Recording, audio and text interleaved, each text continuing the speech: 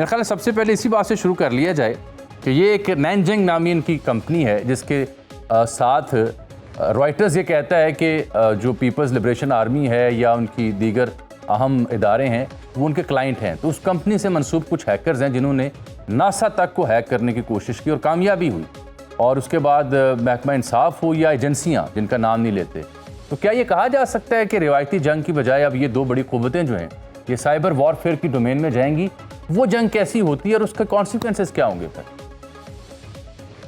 देखिए, जारी बात है, ये नॉन कॉन्ट्रैक्ट वॉरफेयर है। आप देख रहे हैं कि आपके सामने आपको साइबर थ्रेट्स हर मुल्क को हैं, हर एंटिटी को हैं, और इसमें state and non state actor doesn't matter. State के इंस्टीट्यूशंस भी हो सकते हैं, नॉन स्टेट एक्टर्स मीन आपकी मल्टीनेशनल कॉरपोरेशंस हैं, बैंक्स हैं, ये भी हो सकते हैं। सो जस्टिस डिपार्टमेंट हो या अमेरिका के बैंक हो, अमेरिका के लिए थ्रेट एक जैसा ही है। सो ये पूरे का पूरा जारी बात है स्ट्रक्चर डेवलप करना, और तमाम जो सेंसिटिव गवर्नमेंट एजेंसीज हैं, अमेरिका की हों या चाइना की, वो लगे हैं। तो ये चाइना और अमेरिका का आपस में ये कोई पहली दफ़ा ऐसे नहीं हुआ कि ये इस तरह की चीज़ें सामने आ रही हैं कि यूएस ये कह रहा है कि साइबर सिक्योरिटी इश्यूज हैं। और इसमें जो मज़े की बात यह है कि चाइनीज़ भी यही कहते हैं कि अमेरिका जो है वो चाइना को डिस्क्रेडिट करता रहता है, और बेसिकली ये थ्रेट्स कुछ और हैं। दूसरी तरफ इसमें समटाइम्स ये होता है कि वो अमेरिकन साइड जो है उनके ऊपर ये भी आता है जी, क्योंकि वहाँ पे एक कैंपेन शुरू हो चुकी है, इलेक्शन कैंपेन शुरू हो चुकी है।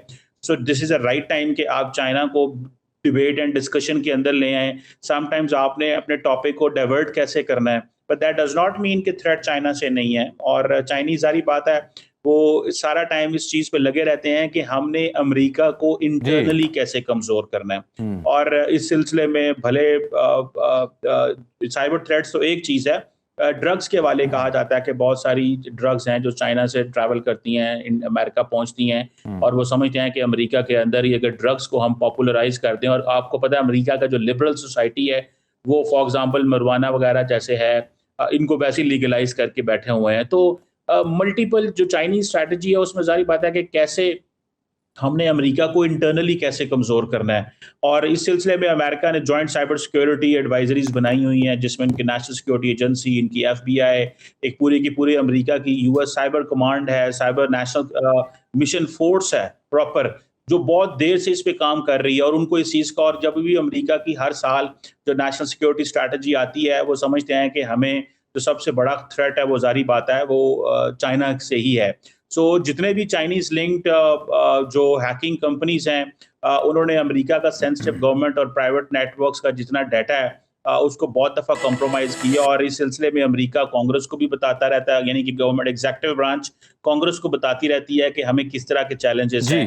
सो मेरा ख्याल है ये आंख मचोली जो है ये दोनों साइड पे चलती रहती है, और चाइनीज अमेरिकन भी कोशिश करते हैं कि वो लेकिन चाइनीज नॉर्मली शोर नहीं डालते या बोलते नहीं है। लेकिन अमेरिका में क्योंकि छोटी सी चीज़ों को पॉलिटिकली फ्रेम ज़्यादा किया जाता है, तो ये मेरा ख्याल है चलता रहेगा। अच्छा डॉक्टर साहब, इसमें फिर अहम बात ये भी है, इसके ऊपर भी रोशनी डालें कि ये जो मिड टर्म आ रहा है उसमें approval rating 33% lowest for this term, और ये सॉस राइटर्स का सर्वे है। साथ ट्रंप साहब कह रहे हैं मुझे जल्दी भी नहीं है ईरान के साथ कोई फाइनल डील में जाने के लिए। Will he able to sustain? देखिए जामिर साहब, सब सिंपल सी बात है। आप मिड टर्म इलेक्शंस हो रहे हैं अक्टूबर नवंबर, आप देखें तो तैयारी तो ट्रंप साहब ने कर ली है। ट्रंप साहब को एक चीज का पता चल गया है कि मैं ईरान के साथ कोई डील नहीं कर पाऊंगा।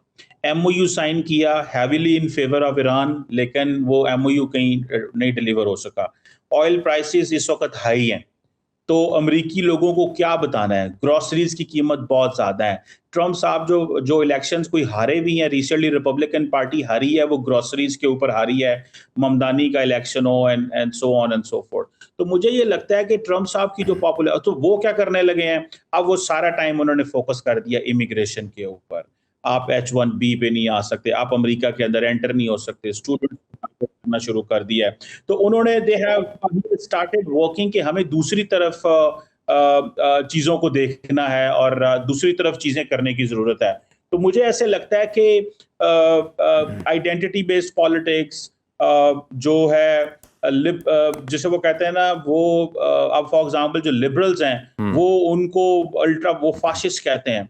ओन वो जिसे कहते हैं ना, एक बहुत ज़्यादा उन्होंने अपना ट्रेंड चेंज किया है कि हमें किस तरह अपने ओपोनेंट को ग्रोसरी से, बिजली से, महँगाई से, इन्फ्लेशन से, तेल की कीमतों से निकाल के डिबेट का रुख मोड़ना है। और वो रुख जो है फिर वो इसी अंदाज़ में होता है।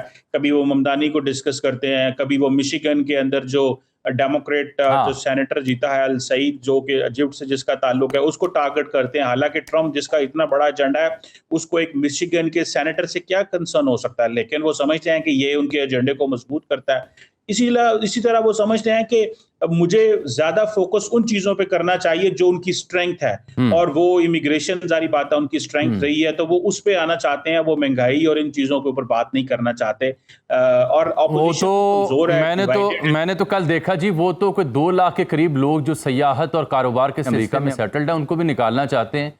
और ये जो अभी वीज़ा के हसूल के लिए लोग ख्वाहिशमंद है, पाकिस्तान में भी कई लोग हैं अमेरिका का वीज़ा लगवाना चाहते हैं। तो कल मैं देख रहा था कि वो आर्ज़ी तौर पर उनकी जो वीज़ा की यानी दरख्वास्त होती है इंटरव्यू की, वो ख़त्म की गई या पोस्टपोन की गई और कहा गया कि अमले की तरबियत ऐसी की जा रही है, उस सिलसिले में एक्सरसाइज हो रही है। तो लग यूँ रहा है कि वीज़े का हसूल बड़ा मुश्किल हो जाएगा अमेरिका का साथ। देखिए, वो इमिग्रेंट वीज़े की बात हो रही है, हुँ, जिसमें इम्पोर्टेंट चीज़ ये है कि ट्रम्प ने को 75 मुल्कों के हवाले से कहा था कि इनके ऊपर हम बैन लगा रहे हैं कि ये अपनी फैमिलीज़ को कनेक्ट नहीं कर सकते या उनको बुला नहीं सकते। उस पे कोर्ट में लोग चले जाते हैं, कोर्ट ने उसको टर्न डाउन कर दिया, तो ट्रम्प ने क्या किया कि उसने कहा जी कि मैं सारी की सारी स्टेट डिपार्टमेंट की जो फ़ोर्स है, उसका मैं जो इमिग्रेंट वीज़ा के हवाले से हम उनकी ट्रेनिंग करने लगे हैं। और अब वो ज़ाहिर बात है उनको पैगाम देंगे कि भाई कोर्ट ने तो ये कह दिया, लेकिन हम ये चाहते हैं, सो लिहाजा इसको प्रोलॉन्ग करो या टर्न डाउन करो या लूप होल्स ढूंढो। बेसिकली देखिए, ये इलेक्शन टाइम है और ट्रम्प के पास क्या है इस वक्त, जुडिशरी बीच में बार बार ट्रम्प को वो करती है। सो बेसिकली जो सबसे बड़ा प्रॉब्लम है वो ये भी है कि ऑपोजिशन को इतनी मजबूत नहीं है, हुँ, डेमोक्रेट्स के अंदर लीडरशिप नहीं है। दो हुँ, तरह के डेमोक्रेट्स हैं, या तो स्टैब्लिशमेंट है, चक शूमर और बाकी जो जो जो बाइडेन एरा की डेमोक्रेट्स जो थे, या फिर आपके पास जिन्हें वो डेमोक्रेट सोशलिस्ट कहते हैं, जिसमें ममदानी एंड बाकी जो लोग हैं। हुँ।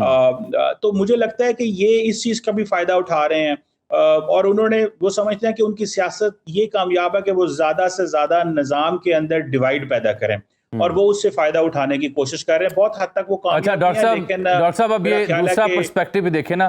पहले पाकिस्तानी आला क़यादत फील्ड मार्शल और वज़ीर दाखिला जाते हैं तेहरान, फिर उससे अगले रोज़ ओमान की क़यादत आती है, एक मिनी कॉरिडोर के ऊपर इत्तफ़ाक़ होता है होर्मुज़ में। आज की खबर है Qatari high powered delegation including their PM they will be there in the Tehran. तो ये 3-4 अहम दौरे और फिर ये जो स्टेलमेट है डायलॉग का, ये टूटेगा जमूद? आपको लगता है कि आने वाले चंद दिनों में सीज़ फायर या बाकायदा कोई मुआहिदा एक शक्ल इख्तियार कर सकता है, या भी हमें एक दफ़ा और जंग देखनी पड़ेगी?